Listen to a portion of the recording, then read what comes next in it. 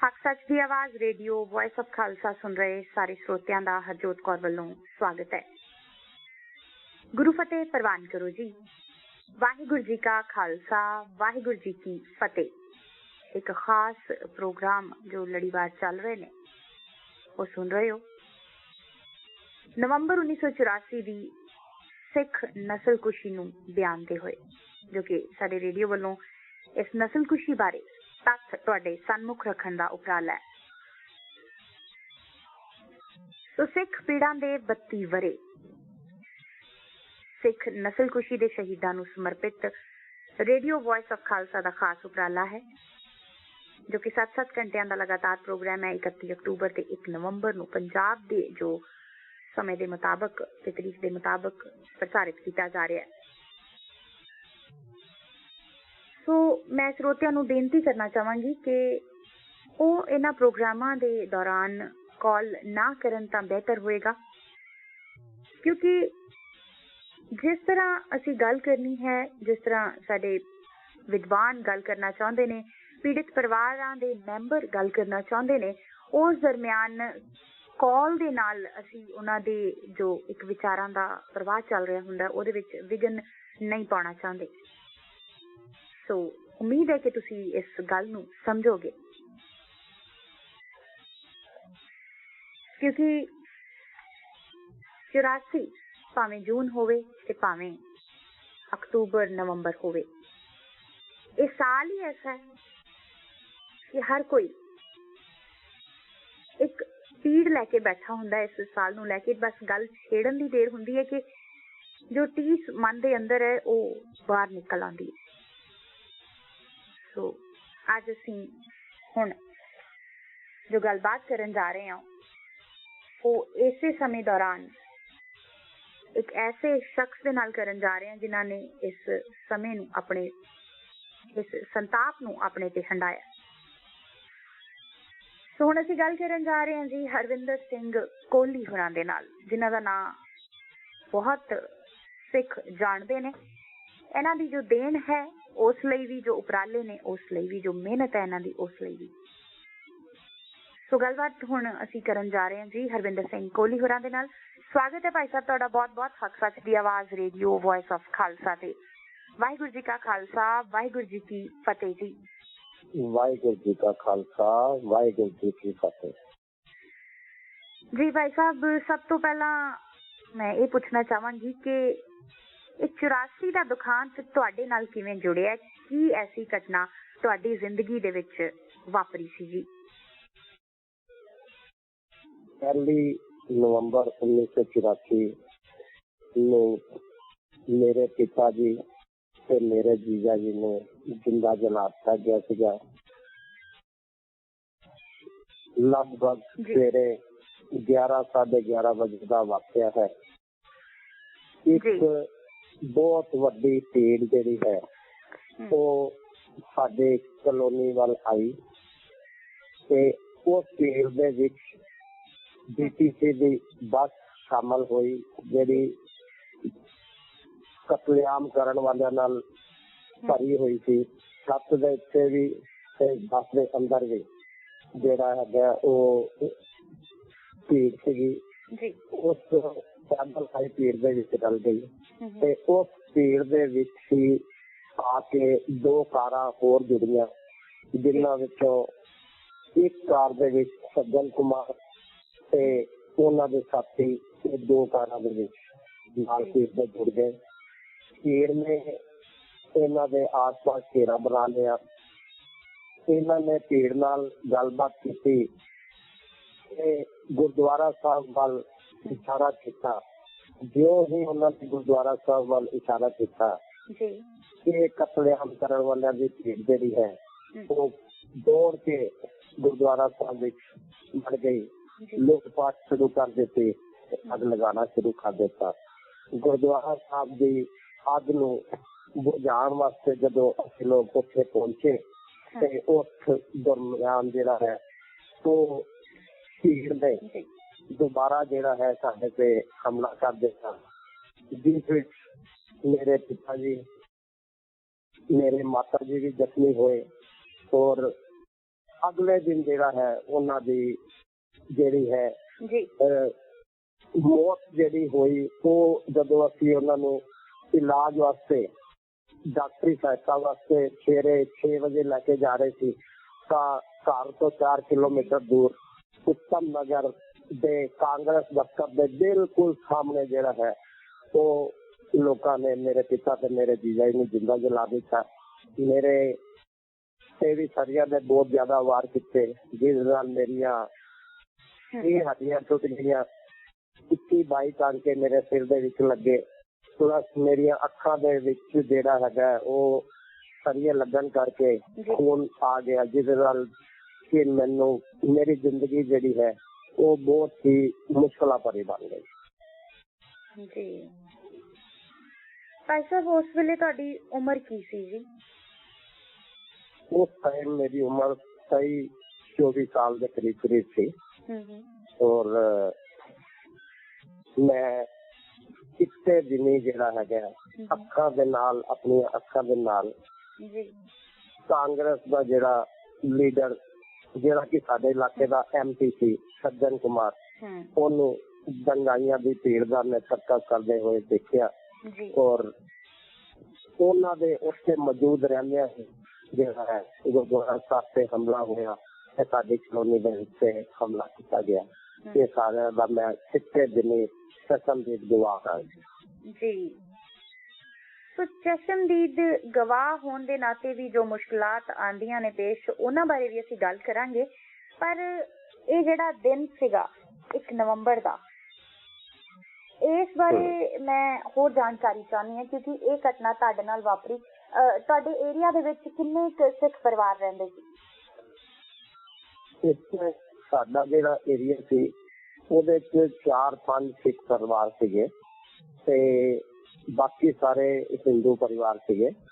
ਉਹ ਜਿਹੜਾ ਸਾਡੇ ਤੇ ਜ਼ੁਲਮ ਹੋਇਆ ਉਹ ਸਾਡੀ ਕਲੋਨੀ ਦੇ ਲੋਕਾਂ ਨੇ ਜਾਂ ਸਾਡੇ ਆਸ-ਪਾਸ ਦੇ ਲੋਕਾਂ ਨੇ ਨਹੀਂ ਕੀਤਾ। ਇਹ ਸਮੇਂ ਦੀ ਸਰਕਾਰ ਨੇ ਜਿਹੜਾ ਹੈਗਾ ਸਾਡੇ ਤੇ ਇਹ ਜਿਹੜਾ ਤਸ਼ੱਦਦ ਕੀਤਾ ਹੈ। ਸੋ ਆਸ-ਪਾਸ ਸਾਡੇ ਜਿਹੜੇ ਹੋਰ ਪਰਿਵਾਰ ਸਨ, ਉਹਨਾਂ ਦੇ ਨਾਲ ਵੀ ਕੀ ਅਜਿਹੀਆਂ ਘਟਨਾਵਾਂ ਜਿਹੜੀਆਂ ਤੁਹਾਡੇ ਸਾਹਮਣੇ ਵਾਪਰੀਆਂ ਸੀ ਜੀ? ਹਾਂਜੀ, ਇਸ ਤਰ੍ਹਾਂ ਜੀ ਕਿ ਸਾਡੇ ਉਸ ਏਰੀਆ ਜਿੱਥੇ ਅਸੀਂ ਰਹਿੰਦੇ ਸੀ, ਮੇਰੇ ਪਿਤਾ ਜੀਜਾ ਤੋਂ ਇਲਾਵਾ 2 ਹੋਰ ਸਿੱਖ ਜਿਹੜੇ ਹੈ ਉਹ ਮਾਰੇ ਗਏ ਸਨ। ਔਰ ਇੱਕ ਪਰਿਵਾਰ ਦੀਆਂ ਬੇਟੀਆਂ ਨੂੰ ਜਿਹੜਾ ਹੈਗਾ ਉਹ ਲੋਕ ਚੁੱਕ ਕੇ ਲੈ ਗਏ ਸਨ, ਜਿਨ੍ਹਾਂ ਦੇ ਨਾਲ ਉਹਨਾਂ ਨੇ ਵੈਸ਼ਿਆਨਾ ਹਰਕਤਾਂ ਕੀਤੀਆਂ ਤੇ ਉਸ ਵਿਅਕਤੀ ਨੂੰ ਜਿਹੜਾ ਹੈ ਗੋਲੀ ਮਾਰ ਕੇ ਮਾਰ ਦਿੱਤਾ। ਜੀ ਭਾਈ ਸਾਹਿਬ, ਅੱਗੇ ਜਦੋਂ ਤੁਹਾਡੇ ਨਾਲ ਇਹ ਘਟਨਾ ਵਾਪਰੀ ਹੈ ਤਾਂ ਤੁਹਾਡੇ ਪਰਿਵਾਰ ਦੇ ਕਿੰਨੇ ਮੈਂਬਰ ਉਸ ਵੇਲੇ ਤੁਸੀਂ ਇਕੱਠੇ ਸੀਗੇ ਉਸ ਵੇਲੇ? ਇਸ ਦਿਨ ਮੈਂ ਤੇ ਮੇਰੇ ਪਰਿਵਾਰ ਦੇ ਵਿੱਚ 4 ਭੈਣਾਂ ਸੀ ਤੇ ਮੇਰੇ ਇਲਾਵਾ ਇੱਕ ਭਰਾ ਹੋਰ ਸੀਗਾ। ਔਰ ਮੇਰੇ ਜਿਹੜੀ ਵੱਡੀ ਸਿਸਟਰ ਹੈ ਉਹਦੀ ਮੈਰਿਜ ਹੋਈ ਸੀ ਤੇ ਉਹਦੇ ਘਰ ਜਿਹੜਾ ਹੈ ਬੱਚਾ ਹੋਇਆ ਸੀ ਤੇ ਅਸੀਂ ਹਸਪੀਟਲ ਤੋਂ ਸਿੱਧਾ ਜਿਹੜਾ ਆਪਣੀ ਸਿਸਟਰ ਨੂੰ ਆਪਣੇ ਘਰ ਲੈ ਆਏ ਸੀ। ਤੇ ਜਿਸ ਦਿਨ 1 ਤਰੀਕ ਨੂੰ ਮੇਰੇ ਜੀਜਾ ਜੀ ਜਿਹੜੇ ਹੈ 31 ਤਰੀਕ ਨੂੰ ਸ਼ਾਮੀ ਜਿਹੜਾ ਸਾਡੇ ਘਰ ਆ ਗਏ ਸਨ। ਉਹ ਜਨਕਪੁਰੀ ਰਹਿੰਦੇ ਸਨ ਤੇ ਉਹ ਵੀ ਜਿਹੜਾ ਹੈ ਇਸ ਹਾਦਸੇ ਦੇ ਵਿੱਚ ਜਿਹੜਾ ਹੈ ਘਰ ਚਲਾਣਾ ਕਰ ਗਏ ਜੀ। ਤੇ ਭਾਈ ਸਾਹਿਬ, ਉਸ ਵੇਲੇ ਫਿਰ ਤੁਸੀਂ ਜਦੋਂ ਇਹ ਘਟਨਾ ਵਾਪਰੀ ਤਾਂ ਉਸ ਤੋਂ ਬਾਅਦ ਦਾ ਕੀ ਤੁਹਾਡੇ ਵੱਲੋਂ ਰਿਐਕਸ਼ਨ ਸੀ? ਤੁਸੀਂ ਵੀ ਉਸ ਟਾਈਮ ਜ਼ਖਮੀ ਹੋਏ ਤਾਂ ਉਸ ਤੋਂ ਬਾਅਦ ਕੀ ਘਟਨਾਵਾਂ ਜਿਹੜੀਆਂ ਸਨ ਜ਼ਿੰਦਗੀ ਦੇ ਵਿੱਚ ਅਗਲੇ ਕੁਝ ਕੁ ਦਿਨਾਂ ਦੇ ਵਿੱਚ ਜਿਹੜੀਆਂ ਸੀ ਉਹ ਵਾਪਰੀਆਂ? ਇਸ ਵਕਤ 1 ਨਵੰਬਰ 1984 ਨੂੰ ਮੇਰੇ ਮਾਤਾ ਜੀ ਦੇ ਮੱਥੇ ਦੇ ਵਿੱਚ ਇੱਟਾਂ ਲੱਗੀਆਂ, ਉਹ ਜ਼ਖਮੀ ਹੋ ਗਏ। ਕੋਈ ਸਾਡਾ ਹਿੰਦੂ ਭਰਾ ਜਿਹਦਾ ਮੈਂ ਨਾਮ ਨਹੀਂ ਜਾਣਦਾ ਔਰ ਅੱਜ ਤੱਕ ਮੈਨੂੰ ਪਤਾ ਹੀ ਨਹੀਂ ਲੱਗਾ ਕਿ ਉਹ ਸਾਨੂੰ ਹਸਪੀਟਲਾਈਜ਼ ਕਰਾ ਕੇ ਆਇਆ, ਉਹ Rana nursing home Rajouri garden ਜਿਹੜਾ ਉਹਨਾਂ ਨੂੰ ਐਡਮਿਟ ਕਰਵਾ ਕੇ ਆਇਆ। ਉਸ ਤੋਂ ਇਲਾਵਾ ਮੇਰੇ ਪਿਤਾ ਜੀ ਆਗ ਬੁਝਾਉਣ ਵਾਸਤੇ ਗੁਰਦੁਆਰਾ ਸਾਹਿਬ ਵੀ ਜਦੋਂ ਗਏ ਤੇ ਦੰਗਾਈ ਨਹੀਂ ਮੈਂ ਕਹਾਂਗਾ, ਮੈਂ ਇਹਨਾਂ ਨੂੰ ਕਤਲੇਆਮ ਕਰਨ ਦੀ ਇੱਕ ਭੀੜ ਜਾਂ ਸਾਜ਼ਿਸ਼ ਕਹਾਂਗਾ। ਉਹਨਾਂ ਨੇ ਅੱਗ ਬੁਝਾਉਂਦੇ ਹੋਏ ਗੁਰਦੁਆਰਾ ਸਾਹਿਬ ਦੇ ਸਾਡੇ ਤੇ ਦੁਬਾਰਾ ਹਮਲਾ ਕਰ ਦਿੱਤਾ, ਜਿਸ ਵਿੱਚ ਮੇਰੇ ਪਿਤਾ ਜੀ ਜਿਹੜੇ ਉਹਨਾਂ ਦੇ ਕਾਬੂ ਆ ਗਏ। ਉਹਨਾਂ ਨੇ ਸਰੀਆ ਮਾਰ ਕੇ ਮੇਰੇ ਪਿਤਾ ਦੇ ਸਿਰ ਦੇ ਵਿੱਚ ਕਾਫੀ ਸਰੀਏ ਮਾਰ ਕੇ ਉਹਨਾਂ ਨੂੰ ਬਹੁਤ ਬੁਰੀ ਤਰ੍ਹਾਂ ਜ਼ਖਮੀ ਕਰ ਦਿੱਤਾ। ਲੇਕਿਨ ਕਿਸੇ ਵੀ ਤਰ੍ਹਾਂ ਅਸੀਂ ਉਹਨਾਂ ਨੂੰ ਚੁੱਕ ਕੇ ਆਪਣੇ ਘਰ ਲੈ ਕੇ ਆਏ ਔਰ ਘਰ ਲਿਆ ਕੇ ਜਿਹੜਾ ਹੈਗਾ ਅਸੀਂ ਹਜੇ ਉਹਨਾਂ ਨੂੰ ਦੇਖ ਹੀ ਰਹੇ ਸੀ ਕਿ ਸਾਡੇ ਘਰ ਦੇ ਬਿਲਕੁਲ ਪਿਛਲੇ ਪਾਸੇ ਇੱਕ ਨਾਥ ਸਿੰਘ ਜੀ ਦਾ ਪਰਿਵਾਰ ਸੀ, ਜਿਹਦੇ ਪਰਿਵਾਰ ਦੇ ਵਿੱਚ ਉਹਨਾਂ ਨੇ ਹਮਲਾ ਕਰ ਦਿੱਤਾ ਔਰ ਹਮਲਾ ਕਰਨ ਤੋਂ ਬਾਅਦ ਜਿਹੜਾ ਹੈ ਉਹਨਾਂ ਦੇ ਇੱਕ ਬੱਚੇ ਨੂੰ ਚੁੱਕ ਕੇ ਉਹਨਾਂ ਦੇ ਹੀ ਟਰੱਕ ਨੂੰ ਅੱਗ ਲਗਾ ਕੇ ਉਹਦੇ ਵਿੱਚ ਜਲਾਉਣ ਵਾਸਤੇ ਸੁੱਟ ਦਿੱਤਾ। ਲੇਕਿਨ ਕਿਸੇ ਵੀ ਤਰ੍ਹਾਂ ਸਾਡੇ ਹਿੰਦੂ ਵੀਰਾਂ ਨੇ ਜਿਹੜਾ ਹੈ ਉਹਨੂੰ ਉਸ ਟਰੱਕ ਵਿੱਚੋਂ ਕੱਢਿਆ। ਲੇਕਿਨ ਉਹ ਗੁਰਚਰਨ ਸਿੰਘ 1984 ਤੋਂ ਬਾਅਦ ਲਗਭਗ 27-28 ਸਾਲ ਇੱਕ ਇਨਸਾਨ ਰੂਪੀ ਗੱਠੜੀ ਜਿਹਨੂੰ ਕਹਿੰਦੇ ਨਾ ਉਹ ਬਣ ਕੇ ਬੈੱਡ ਦੇ ਉੱਤੇ ਪਿਆ ਰਿਹਾ ਔਰ 27-28 ਸਾਲ ਬਾਅਦ ਜਾਂ 29 ਸਾਲ ਬਾਅਦ ਉਹਦੀ ਜਿਹੜੀ ਹੈ ਮੌਤ ਹੋਈ। ਲੇਕਿਨ ਉਹ ਆਪਣੇ ਆਖਰੀ ਸਾਹ ਤੱਕ ਵੀ ਇਨਸਾਫ ਦੀ ਮੰਗ ਕਰਦਾ ਰਿਹਾ। ਉਹਨੂੰ ਕੋਈ ਇਨਸਾਫ ਨਹੀਂ ਮਿਲਿਆ। ਉਹਦੇ ਮਰਨ ਤੋਂ ਬਾਅਦ ਜਿਹੜਾ ਹੈ ਉਸਦਾ ਲਾਂਤਾ ਬਣਾਇਆ ਗਿਆ ਤੇ ਜੋ ਵੀ ਸਹਾਇਤਾ ਪੰਜਾਬ ਗੌਰਮੈਂਟ ਨੇ ਕਰਨੀ ਸੀ ਉਹ ਕੀਤੀ। ਲੇਕਿਨ ਜਿੰਦਿਆਂ ਦੀ ਜਿਹੜਾ ਹੈ ਉਹਦਾ ਬਹੁਤ ਬੁਰਾ ਹਾਲ ਜਿਹੜਾ ਹੈ ਹੋ ਰਿਹਾ ਔਰ ਉਹਦੀ ਪੰਜਾਬ ਦੇ ਵਿੱਚ ਰਹਿੰਦਿਆਂ ਹੋਇਆ ਮਤਲਬ ਪੰਜਾਬ ਦੇ ਵਿੱਚ ਕਰ ਗਏ ਸੀ। ਪੰਜਾਬ ਦੇ ਵਿੱਚ ਰਹਿੰਦਿਆਂ ਹੋਇਆ ਕਿਸੇ ਵੀ ਸਰਕਾਰ ਨੇ ਚਾਹੇ ਉਸ ਟਾਈਮ ਕਾਂਗਰਸ ਦੀ ਵੀ ਸਰਕਾਰ ਰਹੀ, ਅਕਾਲੀਆਂ ਦੀ ਵੀ ਸਰਕਾਰ ਰਹੀ, ਲੇਕਿਨ ਕਿਸੇ ਨੇ ਵੀ ਉਹਦਾ ਹਾਲ ਚਾਲ ਨਹੀਂ ਪੁੱਛਿਆ। ਉਹ ਬਹੁਤ ਹੀ ਬੁਰੀ ਹਾਲਤ ਦੇ ਵਿੱਚ ਜਿਹੜਾ ਹੈ ਉੱਥੇ ਰਿਹਾ। ਤੇ ਹੁਣ ਮੈਂ ਤੁਹਾਨੂੰ ਇੱਕ ਚੀਜ਼ ਹੋਰ ਦੱਸ ਦੇਣਾ ਚਾਹੁੰਦਾ ਕਿ ਉਹਨਾਂ ਦੇ 5 ਭਰਾ ਸੀਗੇ, ਭੈਣ ਕੋਈ ਨਹੀਂ ਸੀ। ਉਹਨਾਂ ਦੇ ਫਾਦਰ ਵੀ ਬਹੁਤ ਬੁਰੀ ਤਰ੍ਹਾਂ ਫੱਟੜ ਹੋਏ ਔਰ ਸਾਰੇ ਭਰਾ ਜਿਹੜੇ ਬਹੁਤ ਬੁਰੀ ਤਰ੍ਹਾਂ ਫੱਟੜ ਹੋਏ। ਉਹਨਾਂ ਚ ਹੁਣ ਸ਼ਾਇਦ 1 ਜਾਂ 2 ਭਰਾ ਦੀ ਡੈਥ ਹੋ ਗਈ ਹੈ। ਜਿਹੜੇ 2-3 ਭਰਾ ਹੈਗੇ ਉਹ ਬਹੁਤ ਹੀ ਬੁਰੀ ਹਾਲਤ ਦੇ ਵਿੱਚ ਹੈਗੇ ਹੈ। ਇੱਕ ਤਾਂ ਦਿੱਲੀ ਦੇ ਵਿੱਚ ਹੀ ਰਹਿੰਦੇ ਹੈ ਔਰ ਇੱਕ ਜਿਹੜੇ ਪੰਜਾਬ ਚ ਰਹਿੰਦੇ, ਮੈਂ ਉਹਨਾਂ ਨੂੰ 3 ਦਿਨ ਪਹਿਲੇ ਮਿਲ ਕੇ ਆਇਆ ਵਾ ਔਰ ਉਹਨਾਂ ਦੀ ਹਾਲਤ ਇੰਨੀ ਖਰਾਬ ਹੈ ਕਿ ਉਹ ਆਪਣਾ ਰੋਜ਼ ਦੇ ਕੰਮ ਵੀ ਜਿਹੜੇ ਚੱਲ ਫਿਰ ਕੇ ਨਹੀਂ ਕਰ ਸਕਦੇ। ਉਹਨਾਂ ਨੂੰ ਚੁੱਕ ਕੇ ਹੀ ਲਿਆਇਆ, ਉਠਾਇਆ, ਬਿਠਾਇਆ ਜਾਂਦਾ ਹੈ ਔਰ ਉਹਦਾ ਡੇਲੀ ਦੇ ਜਿਹੜੇ ਕੰਮ ਨੇ ਉਹ ਸਾਰੇ ਕੰਮ ਜਿਹੜੇ ਹੈ ਉਹ ਦੂਸਰਿਆਂ ਦੇ ਉੱਤੇ ਮੁਹਤਾਜ ਹੋ ਗਏ ਹਨ। ਉਹ ਬਹੁਤ ਹੀ ਬੁਰੀ ਹਾਲਤ ਸੀ ਔਰ ਮੈਂ ਉਹਨਾਂ ਨੂੰ ਪਰਸੋਂ ਜਦੋਂ ਮੈਂ ਮਿਲਿਆ ਤੇ ਮੈਂ ਉਹਨਾਂ ਨੂੰ ਪੁੱਛਿਆ ਵੀ ਤੁਹਾਡਾ ਹਜੇ ਤੱਕ ਸਰਕਾਰ ਵੱਲੋਂ ਕਿਸੇ ਤਰ੍ਹਾਂ ਦੀ ਕੋਈ ਸਹਾਇਤਾ? ਉਹ ਕਹਿੰਦੇ ਨਾ ਤੇ ਮੇਰੀ ਉਹਨਾਂ ਨੇ ਅਜੇ ਤੱਕ ਕੋਈ ਪੈਨਸ਼ਨ ਲਗਾਈ ਹੈ ਔਰ ਨਾ ਹੀ ਮੈਨੂੰ ਕਿਸੇ ਤਰ੍ਹਾਂ ਦੀ ਸਹਾਇਤਾ ਮਿਲੀ ਹੈ। ਮਤਲਬ ਕਿ ਇੰਨੀ ਗੂੰਗੀ ਤੇ ਬੋਲੀ ਸਾਡੀ ਪੰਜਾਬ ਸਰਕਾਰ ਤੇ ਸੈਂਟਰ ਦੀਆਂ ਸਰਕਾਰਾਂ ਨੇ ਤੇ ਸਾਡੇ ਨਾਲ ਧੱਕਾ ਕੀਤਾ ਹੀ ਕੀਤਾ ਹੈ। 32 ਸਾਲ ਹੋ ਗਏ ਸਾਡੇ ਨਾਲ ਇਹ ਦੁਖਾਂਤ ਬੀਤਿਆ, ਲੇਕਿਨ 32 ਸਾਲਾਂ ਬਾਅਦ ਵੀ ਜਿਹੜਾ ਹੈ ਉਹ ਸਾਨੂੰ ਇਨਸਾਫ ਜਿਹੜਾ ਹੈ ਅਜੇ ਤੱਕ ਨਹੀਂ ਮਿਲਿਆ। ਇਹ ਸਾਨੂੰ ਇੱਕ ਬਹੁਤ ਵੱਡਾ ਜਿਹੜਾ ਹੈਗਾ ਘਾਟਾ ਹੈ। ਇਨਸਾਨ ਜਿਹੜੇ ਸਾਡੇ ਘਰ ਦੇ ਮੈਂਬਰ ਸਨ ਉਹ ਤੇ ਚਲੇ ਗਏ। ਅਸੀਂ ਇਨਸਾਫ ਵਾਸਤੇ ਉਹ ਘਾਰਾ ਭਰਦੇ ਆ ਤੇ ਸਾਨੂੰ ਹਜੇ ਤੱਕ ਇਨਸਾਫ ਜਿਹੜਾ ਹੈ ਨਹੀਂ ਮਿਲ ਪਾ ਰਿਹਾ ਜੀ। ਸੋ ਭਾਈ ਸਾਹਿਬ ਜੇ ਇਨਸਾਫ ਦੀ ਗੱਲ ਹਲੇ ਪਾਸੇ ਰੱਖੀਏ, ਸਿੱਖ ਆਗੂਆਂ ਦੀ ਹੀ ਆਪਾਂ ਗੱਲ ਕਰੀਏ, ਹੋਰ ਕਿਸੇ ਤੋਂ ਤਾਂ ਆਪਾਂ ਕੀ ਉਮੀਦ ਕਰਨੀ ਹੈ? ਸਿੱਖ ਆਗੂਆਂ ਦੀ ਕੀ ਭੂਮਿਕਾ ਰਹੀ ਹੈ ਜਿਹੜੇ ਹਰ ਗੱਲ ਤੇ ਕੌਮ ਦੀ ਦੁਹਾਈ ਦਿੰਦੇ ਹੈ? ਉਹਨਾਂ ਆਗੂਆਂ ਚੋਂ ਕਿਸੇ ਵੱਲੋਂ ਕੀ ਕੋਈ ਮਦਦ ਕੀਤੀ ਗਈ ਹੈ ਉਸ ਵੇਲੇ ਜਦੋਂ ਇਹ ਘਟਨਾਵਾਂ ਵਾਪਰੀਆਂ? ਜੀ, ਉਸ ਵੇਲੇ ਸਿਰਫ ਗੁਰਦੁਆਰਾ ਸਾਹਿਬ ਦੇ ਵਿੱਚੋਂ ਸੰਗਤਾਂ ਨੇ ਜਿਹੜੀ ਹੈ ਉਹ ਲੋਕਾਂ ਦੀ ਮਦਦ ਕੀਤੀ ਹੈ। ਸਰਕਾਰਾਂ ਨੇ ਕੋਈ ਮਦਦ ਨਹੀਂ ਕੀਤੀ। ਗੁਰਦੁਆਰਾ ਸਾਹਿਬ ਦੇ ਵਿੱਚ ਕੈਂਪ ਲਗਾਏ ਗਏ ਪੂਰੇ ਦਿੱਲੀ ਦੇ ਵਿੱਚ ਤੇ ਜਿਹੜੇ ਲੋਕ ਜਿਹੜੇ ਹੈਗੇ ਸੀ ਉਹਨਾਂ ਨੂੰ ਉੱਥੇ ਆਸਰਾ ਦਿੱਤਾ ਗਿਆ।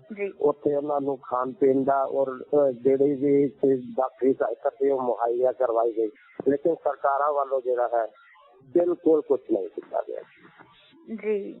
ਮਤਲਬ ਸਿੱਖ ਆਗੂਆਂ ਚੋਂ ਵੀ ਕਿਸੇ ਨੇ ਬਾਹ ਨਹੀਂ ਫੜੀ, ਸਰਕਾਰਾਂ ਦੀ ਤਾਂ ਗੱਲ ਇੱਕ ਪਾਸੇ ਰਹੀ। ਮੈਂ ਤੁਹਾਨੂੰ ਥੋੜਾ ਜਿਹਾ ਦੱਸਣਾ ਚਾਹੁੰਦਾ ਵਾਂ ਕਿ ਮੈਂ ਦਿੱਲੀ ਗੁਰਦੁਆਰਾ ਪ੍ਰਬੰਧਕ ਕਮੇਟੀ ਦੇ ਪ੍ਰਧਾਨ ਸਰਨਾ ਜੀ ਨੂੰ ਮਿਲਿਆ ਜਾ ਕੇ। ਮੈਂ ਅੰਮ੍ਰਿਤਸਰ ਅਵਤਾਰ ਸਿੰਘ ਜੀ ਮੱਕੜ ਸਾਹਿਬ ਨੂੰ ਜਾ ਕੇ ਮਿਲਿਆ। ਇਸ ਤੋਂ ਇਲਾਵਾ ਮੈਂ ਓਪੋਜੀਸ਼ਨ ਦੇ ਲੀਡਰਾਂ ਨਾਲ ਮਿਲਿਆ, ਜਿਹਦੇ ਚ ਅਡਵਾਨੀ ਜੀ ਵੀ ਸਨ।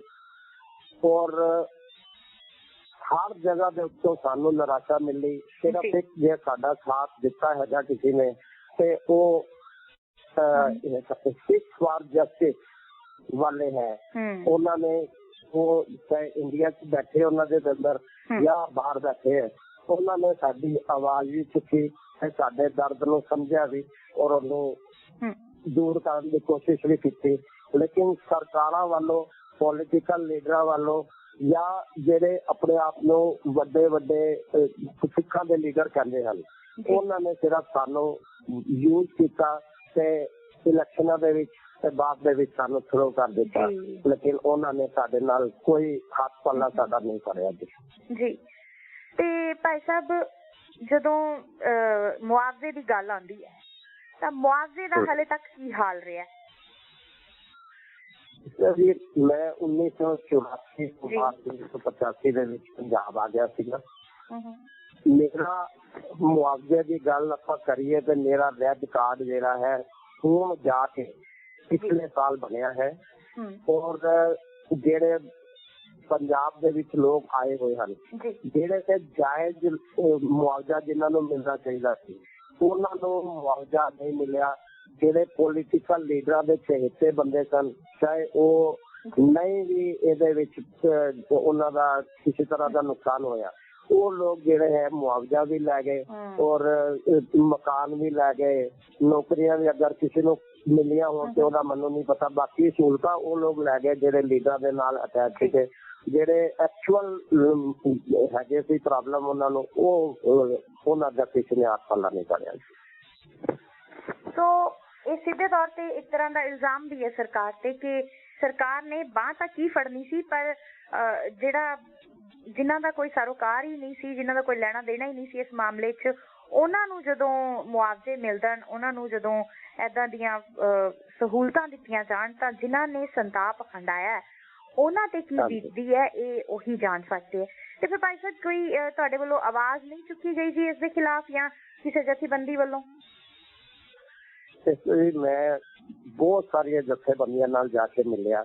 ਉਹਨਾਂ ਨੇ ਸਾਡੇ ਗੱਲ ਸੁਣਨ ਤੋਂ ਬਾਅਦ ਹਮਦਰਦੀ ਜ਼ਰੂਰ ਪ੍ਰਗਟ ਕੀਤੀ, ਲੇਕਿਨ ਕਿਸੇ ਤਰ੍ਹਾਂ ਦੀ ਕੋਈ ਜਿਹੜੀ ਹੈ, ਚਾਹੇ ਉਹ ਇਨਸਾਫ ਵਾਸਤੇ ਜਾਂ ਹੋਰ ਤਰ੍ਹਾਂ ਦੀ ਕਿਸੇ ਤਰ੍ਹਾਂ ਦੀ ਮਦਦ ਜਿਹੜੀ ਹੈ, ਉਹ ਸਾਨੂੰ ਹਜੇ ਤੱਕ ਆਲ ਇੰਡੀਆ ਸਿੱਖ ਸਟੂਡੈਂਟ ਫੈਡਰੇਸ਼ਨ ਤੋਂ ਇਲਾਵਾ ਹੋਰ ਕਿਸੇ ਨੇ ਨਹੀਂ ਕੀਤੀ ਜੀ। ਸੋ ਕਿਸ ਤਰ੍ਹਾਂ ਦੀ ਇਹ ਮਦਦ ਰਹੀ ਹੈ ਭਾਈ ਸਾਹਿਬ? ਇਹ ਮਦਦ ਜਿਹੜੀ ਹੈਗੀ ਹੈ, ਇੱਕ ਤੇ ਇਹਨਾਂ ਨੇ ਸਾਡੇ ਕੇਸ ਚੁੱਕੇ ਹੈਗੇ ਹੈ। ਹੁਣ ਜਿਸ ਤਰ੍ਹਾਂ ਆਲ ਇੰਡੀਆ ਸਿੱਖ ਸਟੂਡੈਂਟ ਫੈਡਰੇਸ਼ਨ ਦੇ ਪ੍ਰਧਾਨ ਪੀਰ ਮੁਹੰਮਦ ਜੀ, ਕਰਨੈਲ ਸਿੰਘ ਜੀ ਪੀਰ ਮੁਹੰਮਦ ਹੈਗੇ ਆ, ਉਹਨਾਂ ਨੇ ਮੇਰੇ ਨਾਲ ਮੈਨੂੰ ਲਿਜਾ ਕੇ ਤੇ ਗੁਰਚਰਨ ਸਿੰਘ ਜਿਹੜਾ ਸੀਗਾ ਉਹਨਾਂ ਨੂੰ ਨਾਲ ਲਿਜਾ ਕੇ ਤੇ ਹੋਰ ਕਈ ਵਿਕਟਮ ਜਿਹੜੇ ਇੱਥੇ ਪੰਜਾਬ ਤੋਂ ਲੱਭੇ ਪਹਿਲੇ, ਫਿਰ ਉਸ ਤੋਂ ਬਾਅਦ ਉਹਨਾਂ ਨੂੰ ਨਾਲ ਲਿਜਾ ਕੇ ਅਲੱਗ-ਅਲੱਗ ਲੀਡਰਾਂ ਨਾਲ ਮਿਲੇ ਜਾ ਕੇ, ਅਲੱਗ-ਅਲੱਗ ਜਥੇਬੰਦੀਆਂ ਨਾਲ ਮਿਲੇ ਜਾ ਕੇ, ਔਰ ਸਾਡੇ ਕੇਸ ਨੂੰ ਖੋਲਣ ਵਾਸਤੇ ਵਕੀਲ ਵੀ ਉਹਨਾਂ ਨੇ ਜਿਹੜੇ ਹੈਗੇ ਸਾਨੂੰ ਮੁਹੱਈਆ ਕਰਵਾਏ। ਲੇਕਿਨ ਜਿਹੜਾ ਹੈਗਾ ਸਾਨੂੰ ਹਜੇ ਤੱਕ 32 ਸਾਲ ਹੋ ਗਏ, ਨਿਆਂ ਨਹੀਂ ਮਿਲ ਪਾਇਆ ਜੀ। ਸੋ ਭਾਈ ਸਾਹਿਬ, ਤੁਸੀਂ ਇਹ ਵੀ ਦੱਸਿਆ ਕਿ ਤੁਸੀਂ ਇੱਕ ਲੌਤੇ ਗਵਾਹ ਹੋ, ਹੁਣ ਤਾਂ ਅੱਖੀਂ ਦੇਖਿਆ ਤੁਸੀਂ, ਤਾਂ ਇੱਕ ਗਵਾਹ ਦੇ ਰੂਪ ਦੇ ਵਿੱਚ ਤੁਸੀਂ ਹੁਣ ਤੱਕ ਕੀ ਕੀਤਾ, ਕਿੱਦਾਂ ਪੇਸ਼ੀਆਂ ਹੋਈਆਂ ਤੇ ਕਿੱਦਾਂ ਕੋਈ ਮੁਸ਼ਕਲਾਂ ਜੇ ਆਈਆਂ ਤਾਂ ਕੀ ਆਈਆਂ ਜੀ ਭਾਈ ਸਾਹਿਬ? ਜਿੰਨੇ ਵੀ ਸਰਕਾਰ ਨੇ ਕਮੇਟੀਆਂ ਬਣਾਈਆਂ 84 ਰਾਈਟ ਦੇ ਉੱਤੇ, ਉਹ ਸਾਰੀਆਂ ਕਮੇਟੀਆਂ ਕੋਲ ਮੈਂ ਹਾਜ਼ਰ ਹੋਇਆ। ਸਾਰੀ ਜਗ੍ਹਾ ਜਾ ਕੇ ਮੈਂ ਅਪੀਲ ਕੀਤੀ ਕਿ ਮੇਰੇ ਪਿਤਾ ਜੀਜਾ ਤੇ ਹੋਰ ਸੈਂਕੜਿਆਂ ਹਜ਼ਾਰਾਂ ਜਿਹੜੇ ਸਿੱਖ ਪੂਰੇ ਇੰਡੀਆ ਦੇ ਵਿੱਚ ਮਾਰੇ ਗਏ ਹਨ, ਉਹਨਾਂ ਦੇ ਕੇਸ ਖੋਲੇ ਜਾਣ। ਲੇਕਿਨ ਉਹ ਸਾਰੀਆਂ ਚੀਜ਼ਾਂ ਫਾਈਲਾਂ ਦੇ ਵਿੱਚ ਪੇਪਰ ਹੀ ਲੱਗਦੇ ਰਹੇ। ਫਾਈਲ ਮੈਂ ਆਪਣੀ ਜਦੋਂ ਦੇਖਦਾ ਵਾ ਤੇ ਉਹ ਫਾਈਲ ਘੱਟੋ ਘੱਟ 2-2.5 ਕਿਲੋ ਦੀ ਹੋ ਚੁੱਕੀ ਹੈ, ਲੇਕਿਨ ਹੋਇਆ ਕੁਛ ਨਹੀਂ। ਔਰ ਮੈਂ ਪ੍ਰਾਈਮ ਮਿਨਿਸਟਰ ਆਫ ਇੰਡੀਆ ਜਿਹੜੇ ਹੈਗੇ ਸੀ, ਉਸ 2008 ਤੇ 9 ਦੇ ਵਿੱਚ ਤੇ 10 ਦੇ ਵਿੱਚ 3 ਸਾਲ ਲਗਾਤਾਰ ਜਿਹੜਾ ਹੈ, ਮੈਂ ਮਨਮੋਹਨ ਸਿੰਘ ਜੀ ਦੀ ਕੋਠੀ ਦੇ ਉੱਤੇ ਆਪਣੇ ਪਰਿਵਾਰ ਸਮੇਤ ਪਹਿਲੀ ਜਨਵਰੀ ਨੂੰ ਨਵੇਂ ਸਾਲ ਵਾਲੇ ਦਿਨ ਜਿਹੜੇ 3 ਸਾਲ ਲਗਾਤਾਰ ਉੱਥੇ ਜਾ ਕੇ ਇਨਸਾਫ ਦੀ ਮੰਗ ਕੀਤੀ। ਸਿਰਫ ਮੈਨੂੰ ਲੈਟਰ ਉਹਨਾਂ ਨੇ ਮੇਰੇ ਕੋਲੋਂ ਲਏ, ਮੈਂ ਪ੍ਰਾਈਮ ਮਿਨਿਸਟਰ ਆਫਿਸ 'ਚ ਜਾ ਕੇ ਲੈਟਰ ਦਿੱਤੇ ਜਿਹਦੀਆਂ ਕਿ ਮੋਹਰ ਲੱਗੀਆਂ ਕਾਪੀਆਂ ਮੇਰੇ ਕੋਲ ਹੈਗੀਆਂ, ਲੇਕਿਨ ਉਹਨਾਂ ਨੇ ਉਹਦੇ ਤੇ ਕੋਈ ਕਾਰਵਾਈ ਨਹੀਂ ਕੀਤੀ ਜੀ। ਤੇ ਇਸ ਤੋਂ ਇਲਾਵਾ ਹੋਰ ਕੋਈ ਸੰਸਥਾ ਜਿਹੜੀ ਉੱਥੇ ਦਿੱਲੀ ਦੇ ਵਿੱਚ ਹੁਣ ਸਭ ਦੀ ਹੈਲਪ ਕੀਤੀ ਹੋਵੇ, ਜਿਹਨੇ ਉਸ ਵੇਲੇ ਜਿਸ ਤਰ੍ਹਾਂ ਦਾ ਹਾਲ ਸੀ, ਜੋ ਮਾਹੌਲ ਸੀ, ਕਿਉਂਕਿ ਸਹੂਲਤਾਂ ਬੁਨਿਆਦੀ ਜਿਹੜੀਆਂ ਹੁੰਦੀਆਂ ਭਾਈ ਸਾਹਿਬ ਉਹ ਉਸ ਵੇਲੇ ਨਹੀਂ ਮਿਲ ਪਾਉਂਦੀਆਂ, ਤਾਂ ਇਹੋ ਜਿਹੀਆਂ ਬੁਨਿਆਦੀ ਸਹੂਲਤਾਂ ਗੁਰਦੁਆਰਿਆਂ ਤੋਂ ਇਲਾਵਾ ਹੋਰ ਵੀ ਕਿਤੇ ਸਨ? ਮੈਂ 1985 ਦੇ ਵਿੱਚ ਪੰਜਾਬ 'ਚ ਆ ਗਿਆ ਸੀ।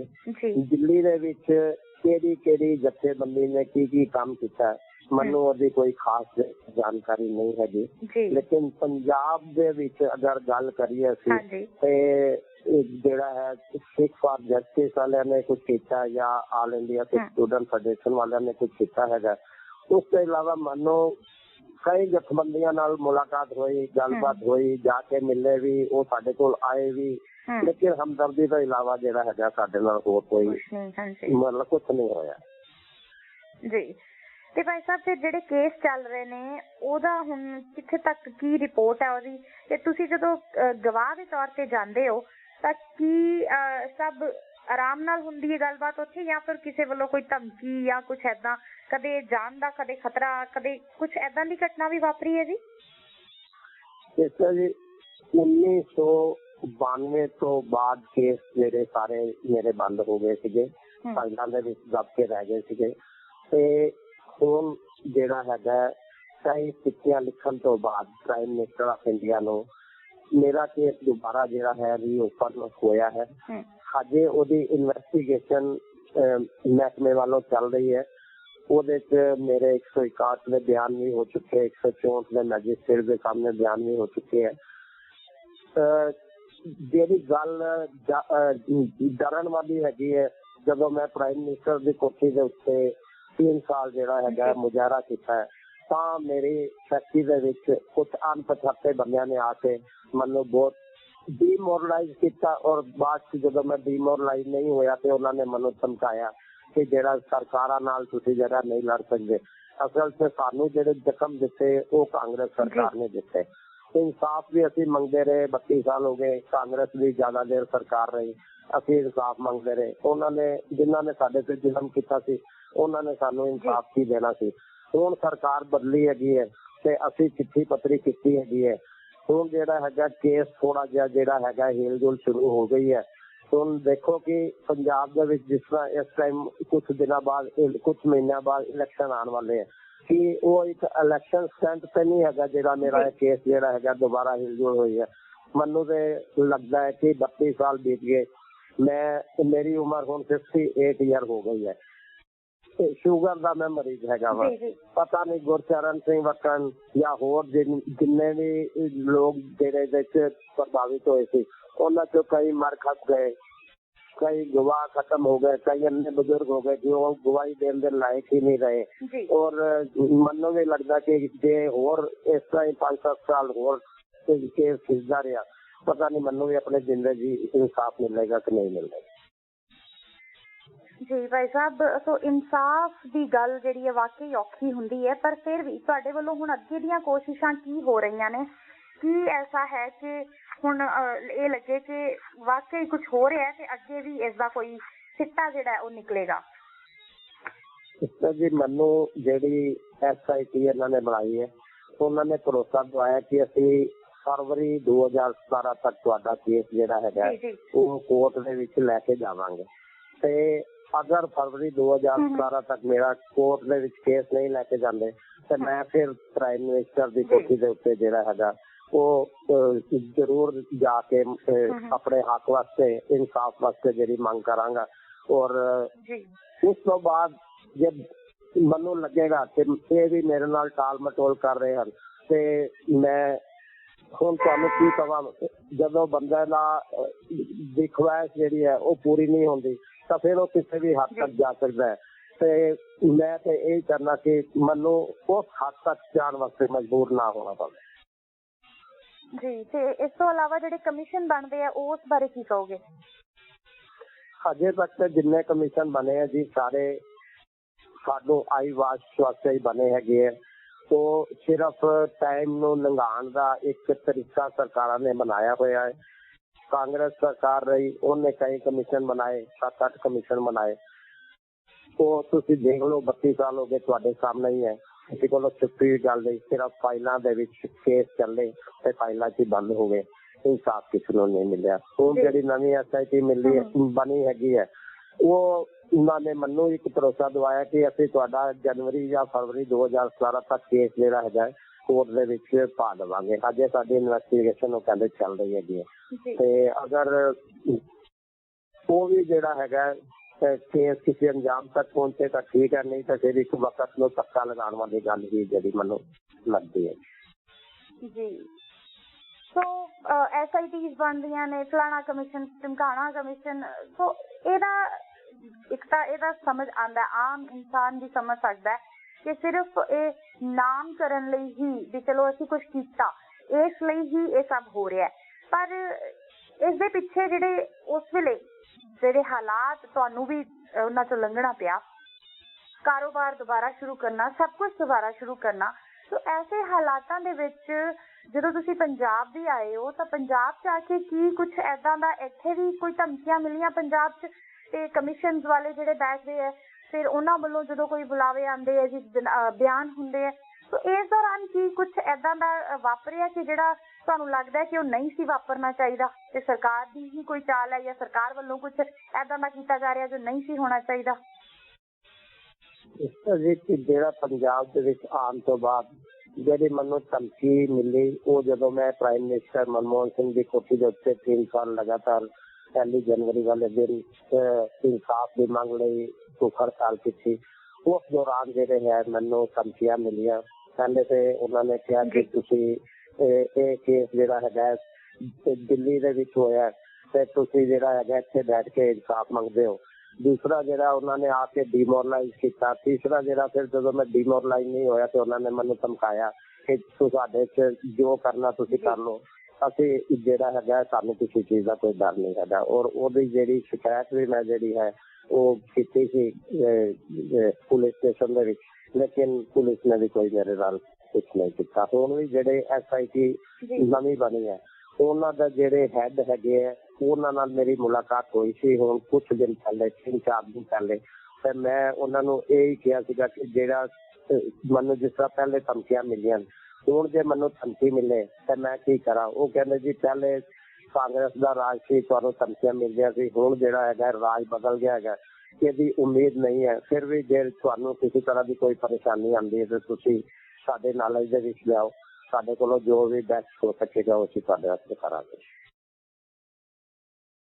ਜੀ ਬਿਲਕੁਲ ਭਾਈ ਸਾਹਿਬ, ਪਰ ਇੱਥੇ ਹੁਣ ਮੈਂ ਥੋੜਾ ਜਿਹਾ ਹੋਰ ਪਿੱਛੇ ਜਾਣਾ ਚਾਹਾਂਗੀ। ਤੁਸੀਂ ਕੇਸ ਕੀਤੇ, ਸਭ ਕੁਝ ਗਵਾਹੀਆਂ ਦੇਣੀਆਂ ਪਈਆਂ, ਪਰ ਉਹਦਾ ਕੋਈ ਸਿੱਟਾ ਹਲੇ ਤੱਕ ਨਹੀਂ ਨਿਕਲਿਆ। ਪਰ ਇਸ ਦੇ ਬਾਵਜੂਦ ਜਦੋਂ ਤੁਸੀਂ ਰਿਪੋਰਟ ਲਿਖਵਾਉਣ ਗਏ ਤਾਂ ਕੀ ਰਿਪੋਰਟ ਆਸਾਨੀ ਨਾਲ ਲਿਖ ਲਈ ਗਈ ਸੀ?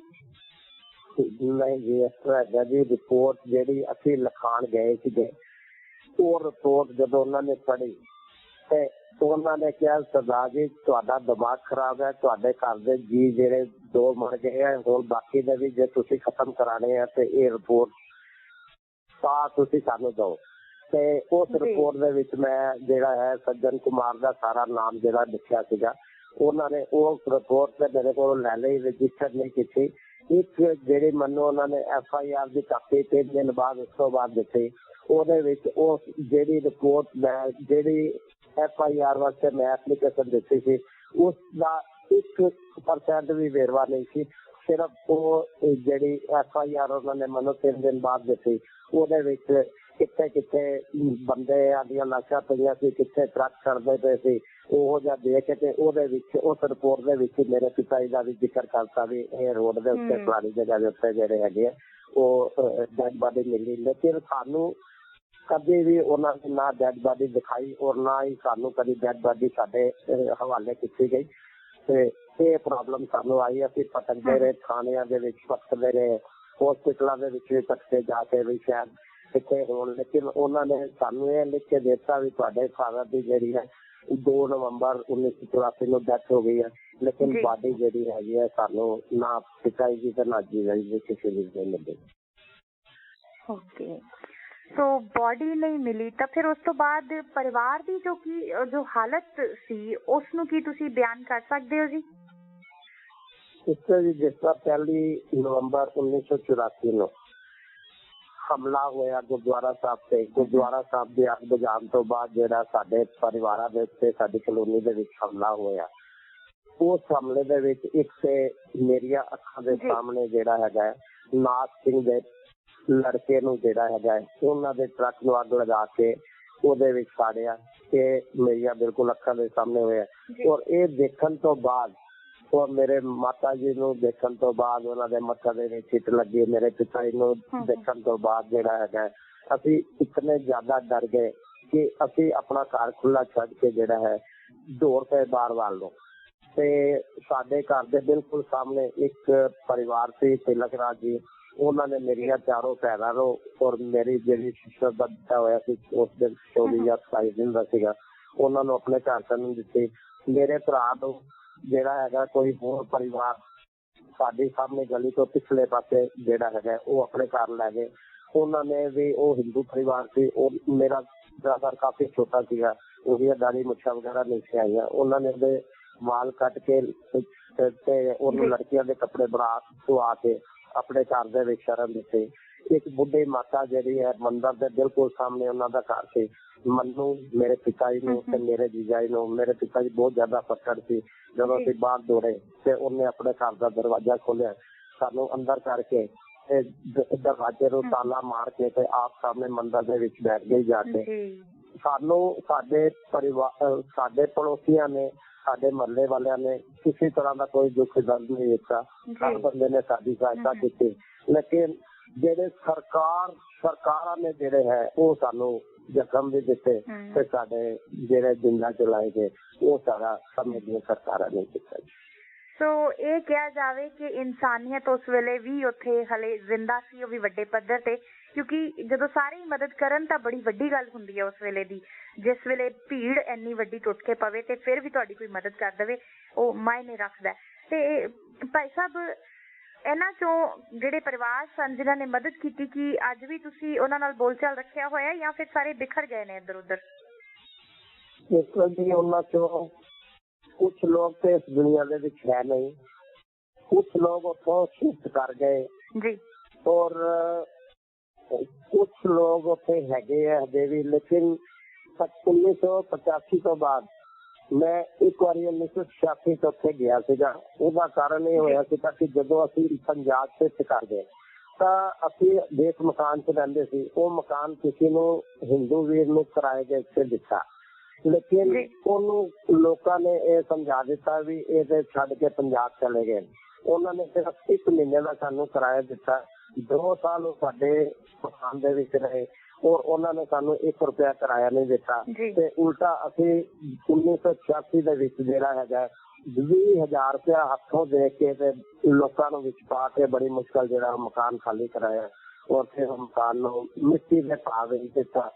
ਲੇਕਿਨ ਜਿਹੜਾ ਹੈਗਾ ਸਾਨੂੰ ਜੋ ਮਤਲਬ ਕਿ ਦੁਸ਼ਵਾਰੀਆਂ, ਪਰੇਸ਼ਾਨੀਆਂ, ਇਸ ਤੇ ਅਸੀਂ ਪਹਿਲੇ, ਅਗਰ ਅਸੀਂ ਬਹੁਤ ਪਿੱਛੇ ਜਾਈਏ, ਗੱਲ ਕਰੀਏ 1947 ਦੇ ਵਿੱਚ ਅਸੀਂ ਪਾਕਿਸਤਾਨ ਤੋਂ ਜਿਹੜਾ ਉਜੜ ਕੇ ਇੰਡੀਆ ਦੇ ਵਿੱਚ ਆਏ, ਫਿਰ 1984 ਦੇ ਵਿੱਚ ਉਜੜ ਕੇ ਅਸੀਂ ਜਿਹੜਾ ਹੈਗਾ ਪੰਜਾਬ ਦੇ ਵਿੱਚ ਆਏ। ਪੰਜਾਬ ਦੇ ਵਿੱਚ ਆਉਣ ਤੋਂ ਬਾਅਦ ਵੀ ਜਿਹੜੀਆਂ ਦੁਸ਼ਵਾਰੀਆਂ ਜਿਹੜੀਆਂ ਉਹ ਵੱਧਦੀਆਂ ਗਈਆਂ, ਘਟੀਆਂ ਨਹੀਂ, ਕਿਉਂਕਿ ਇੱਕ ਜਗ੍ਹਾ ਤੋਂ ਪੈਰ ਪੁੱਟ ਲੈਣਾ ਔਰ ਫਿਰ ਦੂਸਰੀ ਜਗ੍ਹਾ ਦੇ ਉੱਤੇ ਜਾ ਕੇ ਆਪਣੇ ਆਪ ਨੂੰ ਸਥਾਪਿਤ ਕਰਨਾ, ਇਹ ਇੱਕ ਲੋਹੇ ਦੇ ਕਦੇ ਚਬਾਣ ਵਾਲੀ ਗੱਲ ਹੁੰਦੀ ਹੈ ਜੀ। ਔਰ ਜਿਹੜਾ ਹੈਗਾ ਹਰ ਪਾਸੋਂ ਜਿਹੜਾ ਹੈਗਾ ਮਤਲਬ ਕਿ ਸਾਨੂੰ ਬਹੁਤ ਹੀ ਜ਼ਿਆਦਾ ਦਰਦ ਜਿਹੜਾ ਹੈ ਮਿਲਿਆ ਹੈਗਾ ਜੀ।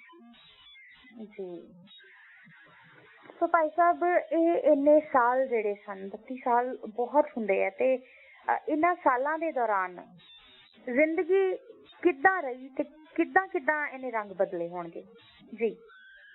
ਮੈਂ ਤੁਹਾਨੂੰ ਦੱਸਦਾ ਜੀ, ਜਦੋਂ 1984 ਦੇ ਵਿੱਚ ਅਸੀਂ ਇਹ ਕਤਲੇਆਮ ਤੋਂ ਪਹਿਲੇ ਮੇਰੀ ਵੱਡੀ ਸਿਸਟਰ ਜਿਹੜੀ ਹੈ ਉਹਦੀ ਸ਼ਾਦੀ ਹੋਈ ਸੀ।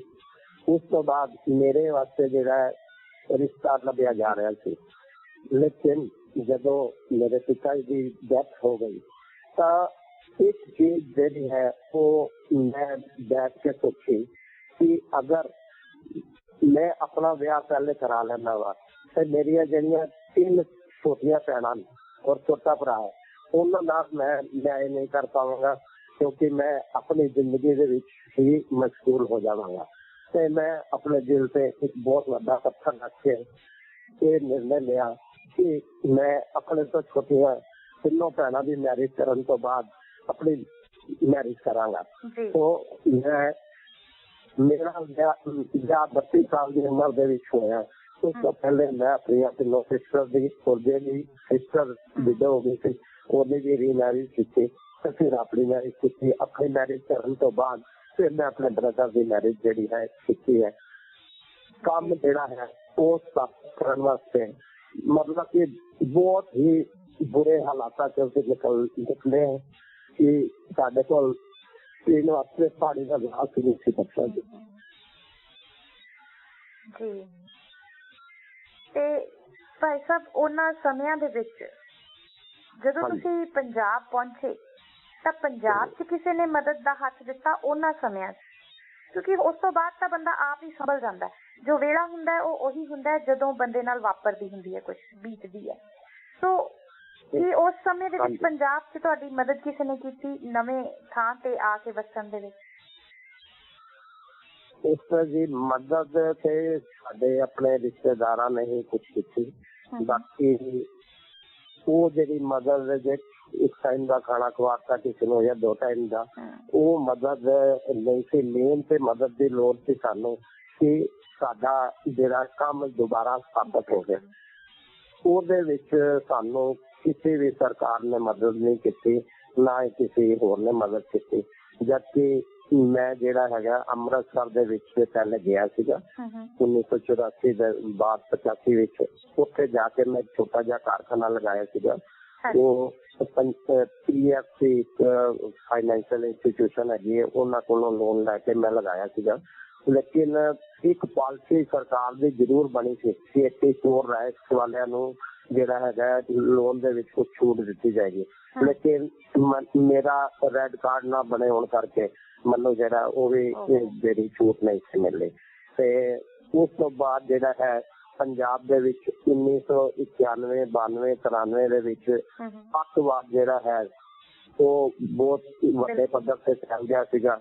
ਤੇ ਆਪਣੇ ਆਪ ਨੂੰ ਅਨਸਿਕਿਉਰ ਮਹਿਸੂਸ ਕਰਦਾ ਹੋਇਆ ਮੈਂ ਜਿਹੜੀ ਫੈਕਟਰੀ ਉੱਥੇ ਛੋਟੀ ਜਿਹੀ ਲਗਾਈ ਸੀਗੀ ਉਹਨੂੰ ਮਿੱਟੀ ਦੇ ਭਾਅ ਵੇਚ ਕੇ ਤੇ ਡੇਰਾ ਬੱਸੀ ਦੇ ਵਿੱਚ ਜਿਹੜਾ ਹੁਣ ਮੈਂ ਸਥਾਪਿਤ ਹੈਗਾ ਵਾ ਔਰ ਡੇਰਾ ਬੱਸੀ ਦੇ ਵਿੱਚ ਮੈਂ ਕੰਮ ਕਰ ਰਿਹਾ ਵਾ।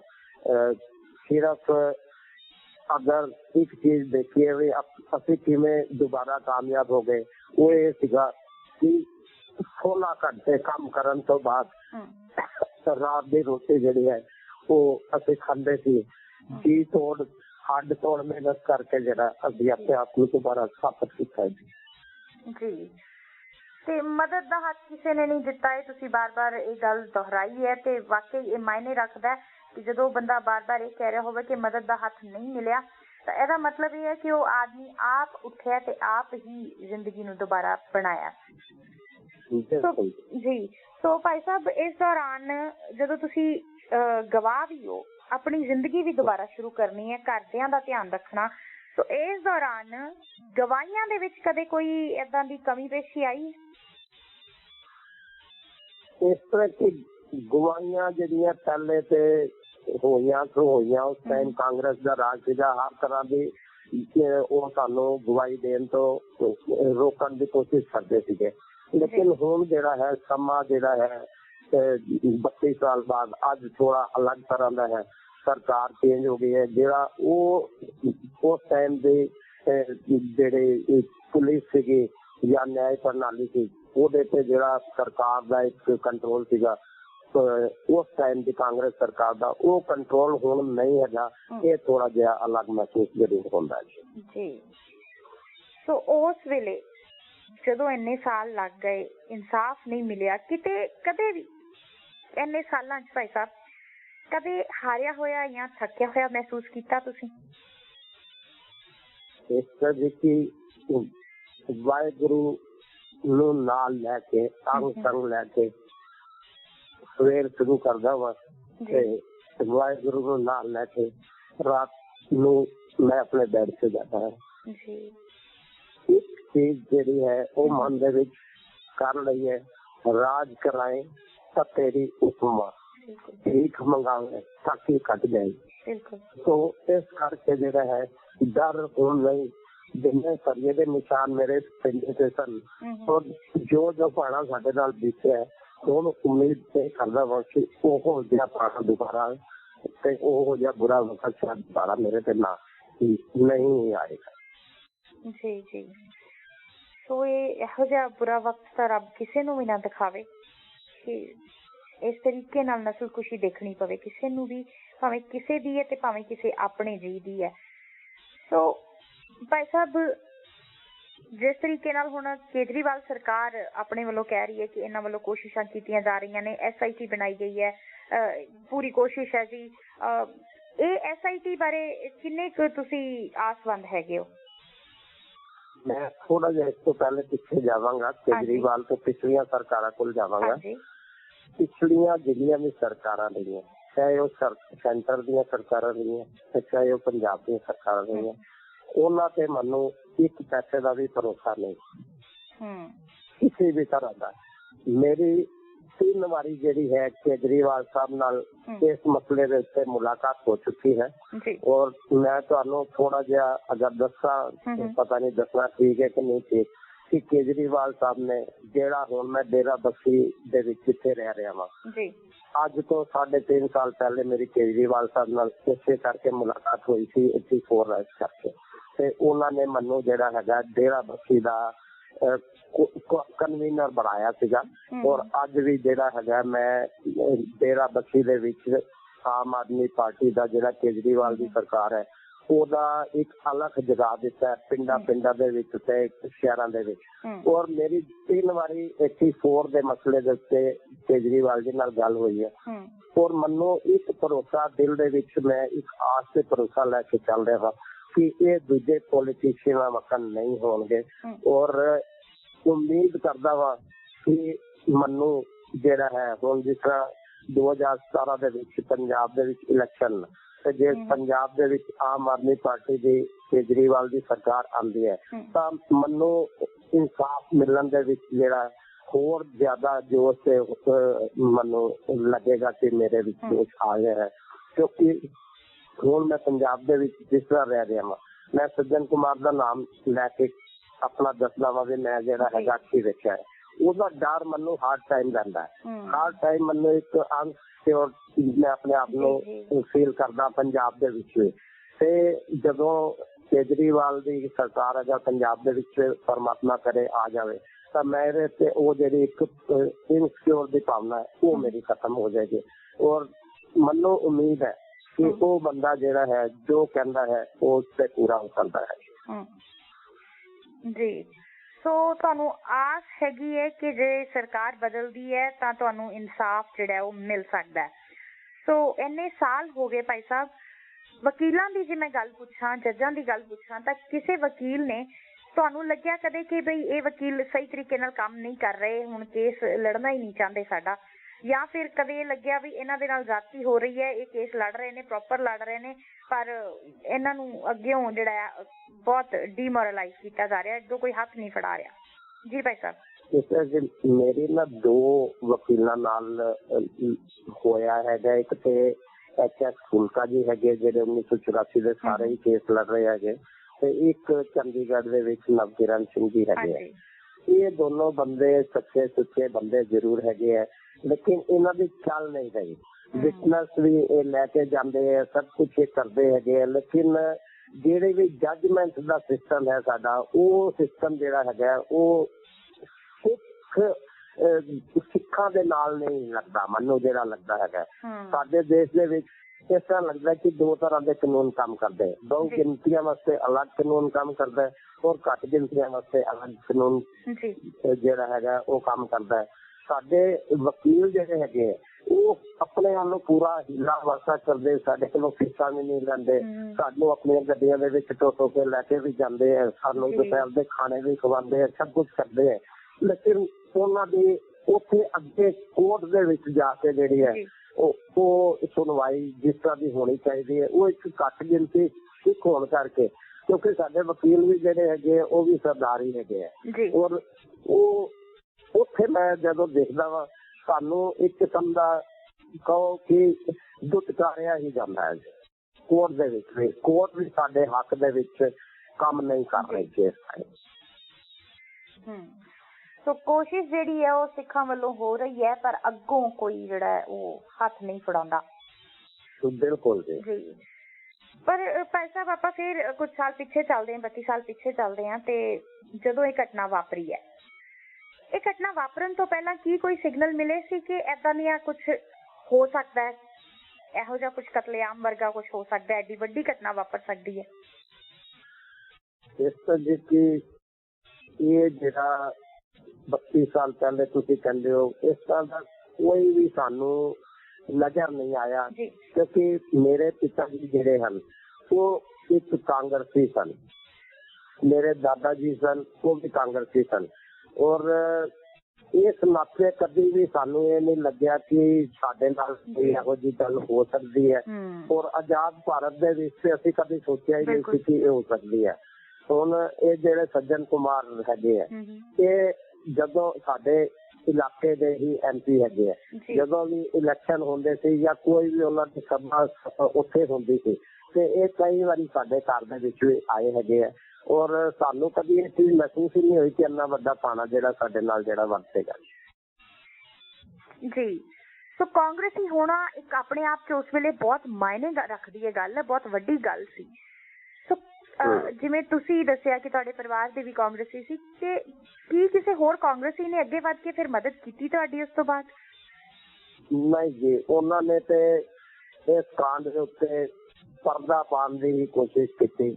ਉਹਨਾਂ ਨੇ ਕਿਹਾ ਜੀ ਇੱਕ ਜਜ਼ਬਾਤੀ ਸੀਗਾ ਜੀ, ਉਸ ਟਾਈਮ ਦੇ ਹਿਸਾਬ ਦੇ ਨਾਲ ਜਿਹੜੇ ਲੋਕੀ ਭੜਕ ਗਏ ਜੀ, ਇਹ ਹੋ ਗਿਆ ਜੀ ਉਹ ਹੋ ਗਿਆ, ਲੇਕਿਨ ਉਹਨਾਂ ਨੇ ਕਦੇ ਵੀ ਇਹ ਨਹੀਂ ਮੰਨਿਆ ਕਿ ਅਸੀਂ ਕਰਾਇਆ ਹੈਗਾ ਔਰ ਉਹ ਇਹ ਕਹਿੰਦੇ ਰਹੇ ਜੀ ਇਹ ਤੇ ਇੱਕ ਟਾਈਮ ਦੇ ਨਾਲ ਜੋ ਲੋਕਾਂ ਦੀਆਂ ਭਾਵਨਾਵਾਂ ਭੜਕ ਗਈਆਂ ਜੀ ਉਸ ਕਰਕੇ ਹੋਇਆ ਜੀ। ਸੋ ਜੇ ਆਪਾਂ ਕਹੀਏ ਕਿ ਇਹ ਜਿਹੜੀ ਪਾਰਟੀਬਾਜ਼ੀ ਹੈ ਇਹ ਵੀ ਉਸ ਵੇਲੇ ਕੰਮ ਨਹੀਂ ਆਈ, ਆਪਸ ਦੇ ਲੋਕ ਆਪਣਿਆਂ ਦੇ ਨਾਲ ਹੀ ਜਿਹੜਾ ਉਹ ਇਸ ਤਰ੍ਹਾਂ ਦਾ ਵਿਹਾਰ ਕਰ ਗਏ। ਸੋ ਭਾਈ ਸਾਹਿਬ ਇਸ ਤੋਂ ਇਲਾਵਾ ਕਾਂਗਰਸ ਦੇ ਵਿੱਚ ਹੋਰ ਵੀ ਕਈ ਸਿੱਖ ਹੋ ਸਕਦੇ ਨੇ, ਉਸ ਵੇਲੇ ਕਾਫੀ ਹੋਣਗੇ, ਤਾਂ ਕੀ ਉਹਨਾਂ ਦੇ ਨਾਲ ਸਭ ਦੇ ਨਾਲ ਹੀ ਏਦਾਂ ਦੀਆਂ ਘਟਨਾਵਾਂ ਵਾਪਰੀਆਂ ਜਾਂ ਫਿਰ ਉਹਨਾਂ ਚੋਂ ਕਈਆਂ ਕੋਈ ਐਸਾ ਸੀ ਜਿਹੜਾ ਬਚ ਗਿਆ ਹੋਵੇ? ਤੁਸੀਂ ਦੇਖੋ ਕਿ ਸਾਡੇ ਪ੍ਰੈਜ਼ੀਡੈਂਟ ਆਫ ਇੰਡੀਆ ਉਸ ਸਮੇਂ ਦੇ ਉਹਨਾਂ ਨੂੰ ਪੱਥਰ ਪੈ ਸਕਦੇ ਹੈ, ਉਹਨਾਂ ਦੀ ਗੱਡੀ ਤੋੜੀ ਜਾ ਸਕਦੀ ਹੈ ਔਰ ਉਹਨਾਂ ਨੂੰ ਦੂਸਰਿਆਂ ਕੋਲੋਂ ਮਦਦ ਮੰਗਣੀ ਪੈ ਸਕਦੀ ਹੈ ਤੇ ਬਾਕੀ ਸਿੱਖਾਂ ਦਾ ਕੀ ਹਾਲ ਹੋਇਆ ਹੈ, ਚਾਹੇ ਉਹ ਕਿਸੇ ਵੀ ਪਾਰਟੀ ਦੇ ਵਿੱਚ ਕਿਉਂ ਨਾ ਹੋਣ, ਤੁਸੀਂ ਆਪੇ ਹੀ ਦੇਖ ਸਕਦੇ ਹੋ ਜੀ। ਸੋ ਹਰ ਪਾਸੇ ਉਸ ਵੇਲੇ ਸਿਰਫ ਇੱਕ ਟਾਰਗੇਟ ਇਹੀ ਸੀ ਕਿ ਸਿੱਖ ਨੇ ਬਸ। ਤੁਸੀਂ ਉਸ ਵੇਲੇ ਪੂਰੀ ਹੋਸ਼ ਚ ਸੀ? ਜੀ ਭਾਈ ਸਾਹਿਬ ਜੀ। ਅਸਲ ਦੇ ਵਿੱਚ ਇਹ ਜਿਹੜੀ ਸਿੱਖ ਕੌਮ ਹੈਗੀ ਹੈ ਇਹ ਬਹੁਤ ਮਿਹਨਤੀ ਔਰ ਅਮੀਰ ਕੌਮ ਹੋਣ ਦੇ ਨਾਤੇ ਸ਼ਾਇਦ ਇਹ ਦੂਸਰੀਆਂ ਕੌਮਾਂ ਦੇ ਅੱਖਾਂ ਦੇ ਵਿੱਚ ਰੜਕਦੀ ਸੀ ਔਰ ਇਹ ਇੱਕ ਬਹਾਦਰ ਕੌਮ ਸੀ। ਇਹਨੂੰ ਬਹਾਦਰ ਕੌਮ ਹੋਣ ਦੇ ਨਾਤੇ ਜਿਹੜਾ ਹੈਗਾ ਇਹਨੂੰ ਕਮਜ਼ੋਰ ਕਰਨ ਵਾਸਤੇ ਜਿਹੜਾ ਮੈਨੂੰ ਲੱਗਦਾ ਇੱਕ ਕੀਤਾ ਗਵਰਨਮੈਂਟ ਨੇ ਹੈ ਔਰ ਇੱਕ ਮਿੱਥੀ ਹੋਈ ਸਾਜ਼ਿਸ਼ ਦੇ ਹਿਸਾਬ ਨਾਲ ਕੀਤਾ ਗਿਆ ਹੈ ਜੀ। तो ये भी जाहिर हो चुकी है कि गिनी मिथी साजिश सी जड़ी है ਸਿੰਘਾਂ ਦੇ खिलाफ खास तौर पे। तो बिल्कुल जी। तो भाई साहब एने सालां बाद हुण जे पिछे झाक मारदे हो, दिल्ली वाल झाक मारदे हो, अपने परिवार वाल, उस वेले जिथे तुहाडा बचपन बीतिया उस जगह वाल झाक मारदे हो, तां की जिहड़ा जहन दे विच आउंदा है? जी ਸਿਸਟਰ ਜੀ 1984 ਤੋਂ ਬਾਅਦ ਮੈਂ ਇੱਕ ਵਾਰੀ 1986 ਜਦੋਂ ਮਕਾਨ ਵੇਚਣਾ ਸੀਗਾ ਤਾਂ ਉੱਥੇ ਗਿਆ। ਉਸ ਰੋਡ ਦੇ ਉੱਤੇ ਜਾਂਦੇ ਆ ਔਰ ਉਸ ਮੁਹੱਲੇ ਦੇ ਵਿੱਚ ਜਾਂਦੇ ਆ, ਅੱਜ ਵੀ ਮੇਰੀ ਕੰਮੀ ਛਿੜ ਜਾਂਦੀ ਹੈ। ਮੇਰਾ ਜਿਹੜਾ ਛੋਟਾ ਭਰਾ ਹੈਗਾ ਉਹਨੇ ਇਹ ਚੀਜ਼ਾਂ ਜਿਹੜੀਆਂ ਸਾਰੀਆਂ ਖੂਨ ਖਰਾਬਾ ਮਾਰ ਕੁੱਟ ਦੂਸਰੇ ਦੇ ਘਰ ਬੈਠ ਕੇ ਦੇਖੀ ਹੈ। ਉਹ ਅੱਜ ਵੀ ਕਿੱਥੇ ਵੀ ਭੀੜ ਹੁੰਦੀ ਹੈ ਤੇ ਉਹ ਭੀੜ ਨੂੰ ਦੇਖ ਕੇ ਰਸਤਾ ਬਦਲ ਲੈਂਦਾ ਔਰ ਕੰਮਣਾ ਸ਼ੁਰੂ ਕਰ ਦਿੰਦਾ ਹੈਗਾ। ਤੇ ਇਹ ਜਿਹੜੀਆਂ ਚੀਜ਼ਾਂ ਸਾਡੇ ਨਾਲ ਬੀਤੀਆਂ ਇਹ ਤੇ ਮੈਨੂੰ ਲੱਗਦਾ ਮਰਦੇ ਦਮ ਤੱਕ ਜਿਹੜਾ ਹੈਗਾ ਸਾਨੂੰ ਉਸ ਯਾਦ ਨੂੰ ਤੇ ਭੁਲਾਉਣਾ ਜਿਹੜਾ ਬਹੁਤ ਹੀ ਮੁਸ਼ਕਲ ਕੰਮ ਹੈ। ਅਸੀਂ ਤੇ ਬਸ ਇੰਨਾ ਕਰ ਸਕਦੇ ਹਾਂ ਕਿ ਜਿਹੜੇ ਸਾਡੇ ਵੱਡੇ ਵਡੇਰੇ ਇਹ 1984 ਕਤਲੇਆਮ ਦੇ ਵਿੱਚ ਸ਼ਹੀਦ ਹੋ ਗਏ ਉਹਨਾਂ ਵਾਸਤੇ ਅਸੀਂ ਇਨਸਾਫ ਦੀ ਮੰਗ ਕਰ ਸਕਦੇ ਹਾਂ, ਕਿਉਂਕਿ ਜਿਹੜੇ ਸ਼ਹੀਦ ਹੋ ਗਏ ਉਹਨਾਂ ਨੇ ਤੇ ਉੱਠ ਕੇ ਇਨਸਾਫ ਮੰਗਣਾ ਨਹੀਂ। ਇਨਸਾਫ ਤੇ ਅਸੀਂ ਲੋਕ ਜਿਹੜੇ ਸਮਾਜ ਦੇ ਵਿੱਚ ਵਿਚਰ ਰਹੇ ਹਾਂ ਉਹਨਾਂ ਨੇ ਮੰਗਣਾ ਹੈ। ਮੈਂ ਇੱਕ ਚੀਜ਼ ਅੱਜ ਆਪ ਜੀ ਦੇ ਇਸ ਰੇਡੀਓ ਸਟੇਸ਼ਨ ਰਾਹੀਂ ਸਾਰੀ ਦੁਨੀਆ ਨੂੰ ਕਹਿਣਾ ਚਾਹੁੰਦਾ ਵਾ ਕਿ ਇਹ ਜਿਹੜਾ 1984 ਦਾ ਸਾਕਾ ਹੋਇਆ ਇਹਦਾ ਜਿਸ ਤਰ੍ਹਾਂ ਮੈਂ ਚਸ਼ਮਦੀਦ ਗਵਾਹ ਹੈਗਾ, ਇਸ ਤਰ੍ਹਾਂ ਦਿੱਲੀ ਦੇ ਵਿੱਚ ਜਾਂ ਜਿੱਥੇ ਜਿੱਥੇ ਵੀ ਇਹ ਵਾਕਾ ਹੋਇਆ ਉੱਥੇ ਵੀ ਬਹੁਤ ਸਾਰੇ ਹੋਰ ਧਰਮ ਦੇ ਲੋਕ ਵੀ ਜਿਹੜੇ ਚਸ਼ਮਦੀਦ ਗਵਾਹ ਹੋਣਗੇ ਕਿ ਉਹਨਾਂ ਨੇ ਆਪਣੇ ਅੱਖਾਂ ਨਾਲ ਇਹ ਸਾਰਾ ਕੁਝ ਹੁੰਦਿਆ ਹੋਇਆ ਦੇਖਿਆ ਹੋਏਗਾ। ਮੈਂ ਉਹਨਾਂ ਅੱਗੇ ਅਪੀਲ ਕਰਦਾ ਕਿ ਇਨਸਾਫ ਨੂੰ ਮਰਨ ਨਾ ਦਿਓ, ਇਨਸਾਫ ਦੇ ਦਿਵਾਉਣ ਲਈ ਜਿਹਦੇ ਕੋਲ ਜੋ ਵੀ ਸਬੂਤ ਹੈਗੇ ਆ ਉਹ ਅੱਗੇ ਆ ਕੇ ਸਰਕਾਰ ਨੂੰ ਜਾਂ ਸਾਡੀ ਨਿਆਂ ਪ੍ਰਣਾਲੀ ਦੇ ਹਵਾਲੇ ਕਰਨ, ਤਾਂ ਕਿ ਜਿਸ ਤਰ੍ਹਾਂ ਸੱਜਣ ਕੁਮਾਰ ਹੈਗਾ ਉਹ ਸਰੇਆਮ ਜਿਹੜਾ 32 ਸਾਲ ਤੋਂ ਸਰਕਾਰ ਦੇ ਇੱਥੇ ਘੁੰਮ ਰਿਹਾ, ਜਦਕਿ ਇਸ ਬੰਦੇ ਨੂੰ ਜੇਲ੍ਹ ਦੀਆਂ ਸਿੱਖਾਂ ਦੇ ਪਿੱਛੇ ਹੋਣਾ ਚਾਹੀਦਾ ਸੀਗਾ। ਸਿਰਫ ਤੇ ਸਿਰਫ ਜਿਹੜੇ ਚਸ਼ਮਦੀਦ ਹੈਗੇ ਉਹਨਾਂ ਦੇ ਚੁੱਪ ਹੋਣ ਕਰਕੇ, ਉਹਨਾਂ ਦੇ ਅੱਖਾਂ ਬੰਦ ਕਰ ਲੈਣ ਕਰਕੇ ਹੀ ਇਹ ਜਿਹੜਾ ਹੈ ਅੱਜ ਖੁੱਲ੍ਹੇਆਮ ਸੜਕਾਂ ਤੇ ਘੁੰਮ ਰਿਹਾ ਹੈ। ਔਰ ਅਸੀਂ ਘੱਟ ਗਿਣਤੀ ਹੋਣ ਕਰਕੇ ਸਾਡੀ ਸੁਣਵਾਈ ਜਿਹੜੀ ਹੈ ਉਹ ਨਹੀਂ ਹੋ ਰਹੀ। ਔਰ ਅਗਰ ਸਾਡੀ ਸੁਣਵਾਈ ਹੋ ਜਾਂਦੀ ਤੇ ਉਸ ਤੋਂ ਬਾਅਦ ਜਿਹੜੇ ਗੁਜਰਾਤ ਦੇ ਵਿੱਚ ਕਤਲੇਆਮ ਹੋਏ ਜਾਂ ਹੋਰ ਕਈ ਜਗ੍ਹਾ ਤੇ ਕਤਲੇਆਮ ਹੋਏ, ਅਗਰ ਸਾਨੂੰ ਇਨਸਾਫ ਮਿਲ ਜਾਂਦਾ ਤੇ ਸ਼ਾਇਦ ਇਹ ਇੱਕ ਨਜ਼ੀਰ ਹੁੰਦੀ ਔਰ ਲੋਕਾਂ ਨੂੰ ਅੱਗੇ ਪਤਾ ਹੁੰਦਾ ਕਿ ਅਗਰ ਅਸੀਂ ਦੁਬਾਰਾ ਕੋਈ ਵੀ ਕਿਸੇ ਨੂੰ ਮਾਰੇਗਾ ਤੇ ਉਹਨੂੰ ਜਿਹੜਾ ਹੈ ਜੇਲ੍ਹ ਦੀ ਹਵਾ ਖਾਣੀ ਪਏਗੀ ਤੇ ਉਹਦਾ ਬੁਰਾ ਹਾਲ ਹੋਏਗਾ। ਤੇ ਇਹੋ ਜਿਹੀਆਂ ਚੀਜ਼ਾਂ ਜਿਹੜੀਆਂ ਦੁਬਾਰਾ ਨਾ ਵਾਪਰਦੀਆਂ। ਲੇਕਿਨ ਸਾਡੀਆਂ ਸਰਕਾਰਾਂ ਦੀਆਂ ਕਮਜ਼ੋਰੀਆਂ, ਸਾਡੇ ਸਰਕਾਰਾਂ ਦੇ ਲਚੀਲਾਪਨ ਕਹਿ ਲਓ ਜਾਂ ਸਰਕਾਰਾਂ ਦੀਆਂ ਨੀਤਾਂ ਮਾੜੀਆਂ ਕਹਿ ਲਓ, ਉਸ ਕਰਕੇ ਜਿਹੜਾ ਹੈ ਇਹ ਵਾਕਾ ਜਿਹੜਾ ਇਹਦਾ ਇਨਸਾਫ ਨਹੀਂ ਮਿਲਿਆ ਔਰ ਉਹਦਾ ਅਸਰ ਦੁਬਾਰਾ ਅੱਗੇ ਹੋਰ ਲੋਕਾਂ ਨੂੰ ਇੱਕ ਖੁੱਲੀ ਛੂਟ ਮਿਲ ਗਈ ਕਿ ਉਹ ਜਿਹੜਾ ਹੈਗਾ ਜੋ ਮਰਜ਼ੀ ਕਰ ਲੈਣ। ਇੱਥੇ ਇੰਡੀਆ ਦੇ ਵਿੱਚ ਇੱਕ ਚੀਜ਼ ਲੋਕੀ ਕਹਿੰਦੇ, ਮੇਰੇ ਨਾਲ ਗੱਲ ਹੁੰਦੀ ਹੈ ਬਹੁਤ ਸਾਰੇ ਲੋਕਾਂ ਦੀ, ਉਹ ਕਹਿੰਦੇ ਜੀ ਇੱਥੇ ਤੇ 7 ਖੂਨ ਮਾਫ ਨੇ ਜੀ, ਆਪਣੇ ਖੂਨ ਤੇ ਜਾ ਕੇ ਸਰਕਾਰ ਕਿੱਥੇ ਜਾਗਦੀ ਹੈ ਜੀ। ਸੋ ਨਿਆਂ ਨੂੰ ਲੈ ਕੇ, ਨਿਆਂ ਪ੍ਰਣਾਲੀ ਨੂੰ ਲੈ ਕੇ ਹਰ ਕੋਈ ਜੋ ਹੈ ਇੱਕ ਸ਼ੱਕ ਜਿਹੜਾ ਮਨ ਦੇ ਵਿੱਚ ਰੱਖ ਰਿਹਾ। ਸੋ ਇਹ ਆਪਣੇ ਆਪ 'ਚ ਬੜੀ ਸ਼ਰਮਨਾਕ ਗੱਲ ਹੈ ਜੋ ਸਰਕਾਰਾਂ ਨਹੀਂ ਸਮਝ ਪਾ ਰਹੀਆਂ। ਦੱਸਣਾ ਚਾਹਾਂਗਾ, ਮੈਂ ਤੁਹਾਨੂੰ ਇੱਕ ਚੀਜ਼ ਹੋਰ ਦੱਸਣਾ ਚਾਹਾਂਗਾ ਕਿ ਮੈਂ ਚੀਫ ਜਸਟਿਸ ਆਫ ਇੰਡੀਆ ਨੂੰ, ਪ੍ਰਾਈਮ ਮਿਨਿਸਟਰ ਆਫ ਇੰਡੀਆ ਨਾਲ ਤੇ ਚਲੋ ਮੈਂ ਕਈ ਵਾਰੀ ਰਾਬਤਾ ਕੀਤਾ, ਉਸ ਤੋਂ ਇਲਾਵਾ ਹੋਮ ਮਿਨਿਸਟਰ ਨੂੰ, ਪੰਜਾਬ ਦੇ ਚੀਫ ਮਿਨਿਸਟਰ ਨੂੰ, ਹਰ ਬੰਦੇ ਨੂੰ, ਆਪੋਜੀਸ਼ਨ ਦੇ ਲੀਡਰਾਂ ਨੂੰ, ਆਪਣੇ ਸਿੱਖ ਧਰਮ ਦੇ ਲੀਡਰਾਂ ਨੂੰ, ਸਭ ਨੂੰ ਜਾ ਕੇ ਮਿਲਿਆ ਵਾ। ਲੇਕਿਨ ਉਹ ਲੋਕ ਸਿਰਫ ਤੇ ਸਿਰਫ ਵੋਟਾਂ ਦੀ ਰਾਜਨੀਤੀ ਦੇ ਕਰਕੇ ਜਿਹੜਾ ਹੈਗਾ ਅੱਖਾਂ ਮਿੱਟੀ ਬੈਠੇ ਹੋਏ ਹੈ ਔਰ ਕੋਈ ਵੀ ਕੁਝ ਨਹੀਂ ਕਰ ਰਿਹਾ। ਨਿਆਂ ਪ੍ਰਣਾਲੀ, ਚੀਫ ਜਸਟਿਸ ਆਫ ਇੰਡੀਆ ਉਸ ਤਰ੍ਹਾਂ ਚਾਹੇ ਤੇ ਆਪਣੇ ਆਪ ਕੋਈ ਵੀ ਕੇਸ ਅਖਬਾਰ ਤੇ ਪੜ ਕੇ ਖੋਲ ਲੈਂਦਾ ਹੈ, ਲੇਕਿਨ ਹਜ਼ਾਰਾਂ ਸਿੱਖ ਜਿਹੜੇ ਪੂਰੇ ਇੰਡੀਆ ਦੇ ਵਿੱਚ ਮਾਰ ਦਿੱਤੇ ਗਏ, ਉਹਦਾ ਕੋਈ ਵੀ ਚੀਫ ਜਸਟਿਸ ਨੇ ਕੋਈ ਵੀ ਕਿਸੇ ਤਰ੍ਹਾਂ ਦੀ ਕੋਈ ਕਾਰਵਾਈ ਵਾਸਤੇ ਕੁਝ ਨਹੀਂ ਕੀਤਾ ਜੀ। ਸੋ ਭਾਈ ਸਾਹਿਬ ਆਪਣੇ ਕੋਲ ਸਮੇਂ ਦੀ ਹੁਣ ਘਾਟ ਹੈ, ਕੁਝ ਮਿੰਟ ਜਿਹੜੇ ਰਹਿ ਗਏ ਨੇ, ਮੈਂ ਇੰਨਾ ਹੀ ਚਾਹਾਂਗੀ ਕਿ ਤੁਸੀਂ ਆਪ ਸਾਰੀ ਗੱਲ ਦੱਸ ਦਿੱਤੀ ਹੈ ਕਿ ਕੀ ਘਟਨਾਵਾਂ ਵਾਪਰੀਆਂ, ਤੁਸੀਂ ਕਿਹੜੇ ਹਾਲਾਤ ਚੋਂ ਗੁਜ਼ਰੇ ਹੋ, ਇਸ ਸਭ ਬਾਰੇ ਦੱਸਿਆ। ਤੁਹਾਡਾ ਪਰਿਵਾਰ ਜਿਹੜਾ ਹੁਣ ਹੈ उस बारे मैं एक सवाल जिहड़ा जरूर जांदे जांदे पुछना चाहांगी कि की वो गवाहियां दे विच जदों तुहानूं धमकियां मिलदियां या इदां दी कोई गलबात हुंदी है कि गवाही ना दिओ तां उत्थे की तुहाडे नाल खड़ा हुंदा परिवार इस वेले? इस वे मेरा परिवार सारा मेरे नाल खड़ा हुंदा है। मेरिया 4 भैणां, 4 तो 3 भैणां दिल्ली दे विच ने ते एक भैण मेरी जिहड़ी यमुनानगर दे विच है। हुण जिहड़ी SIT बनी है उन्होंने मेरी यमुनानगर वाली सिस्टर नाल भी राबता जिहड़ा है वो कायम किया है, क्योंकि मेरी यमुनानगर वाली सिस्टर ने जिहड़ा है उस जिथे मेरे पिता जी ने जिला जलाया गया सी उत्थे पहुंच के जिहड़ा कुछ बंदियां दी शिनाख्त कीती सी, ਉਹਦਾ ਵੀ ਇਹਨਾਂ ਨੇ ਲੈਣਾ। ਮੇਰੇ ਮਦਰ ਮੇਰੇ ਨਾਲ ਹੈਗੇ ਆ ਔਰ ਅਸੀਂ ਉਹਨਾਂ ਨੂੰ ਫੁੱਲਾਂ ਵਕਨ ਰੱਖਿਆ ਹੋਇਆ। ਬਹੁਤ ਹੀ ਉਹਨਾਂ ਦੀ ਕਦਰ ਤੇ ਕੀਮਤ ਅਸੀਂ ਕਰਦੇ ਹੈਗੇ ਆ। ਬ੍ਰਦਰ ਮੇਰਾ ਬਿਲਕੁਲ ਮੇਰੇ ਸਾਹਮਣੇ ਵਾਲੇ ਘਰ 'ਚ ਰਹਿੰਦਾ ਹੈਗਾ।